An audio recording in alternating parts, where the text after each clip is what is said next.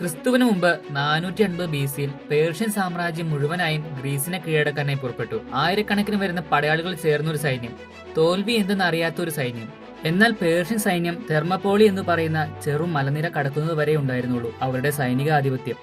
അവരുടെ മുന്നിലേക്ക് വെറും 300 സൈനികർ അടങ്ങുന്ന ഗ്രീസിലെ സ്പാർട്ടൻ സൈന്യം പ്രത്യക്ഷരായി. അവരെ നയിക്കുന്നതാകട്ടെ അവരുടെ രാജാവ് ലിയോണാഡൈസു. സൈനിക ബലവും ആയുധ ബലവും കുറവായിരുന്ന ആ സ്പാർട്ടൻ സൈന്യത്തിന് ധൈര്യം മാത്രമായിരുന്നു അളവറ്റതായി ഉണ്ടായിരുന്നത്. ഞങ്ങളുടെ അമ്പുകൾ ആകാശം മൂടുമെന്ന് പേർഷ്യൻ സൈന്യം ആക്രോശിച്ചപ്പോൾ ഞങ്ങൾ ആ നിഴലിൽ പോരാടുമെന്നായിരുന്നു സ്പാർട്ടൻ സൈനികരുടെ മറുപടി. 3 ദിവസവും 3 രാത്രിയും അവർ യുദ്ധം ചെയ്തു. ഒരാളും അതിൽ നിന്ന് പിന്മാറിയില്ല. ക്രമേണ യുദ്ധത്തിൽ സ്പാർട്ടൻ സൈനികരുടെ ജീവൻ നഷ്ടമായി.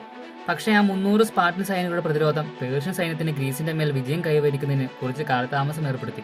യുദ്ധാവസാനം ആ 300 സ്പാർട്ടൻ സൈനികരും വീരമൃത്യു വരിച്ചു. എങ്കിൽ പോലും അവരുടെ ആ പോരാട്ട വീര്യവും ധീരതയും ഇന്നും ചരിത്ര താളുകളിൽ രേഖപ്പെടുത്തുന്ന ഒന്നാണ്.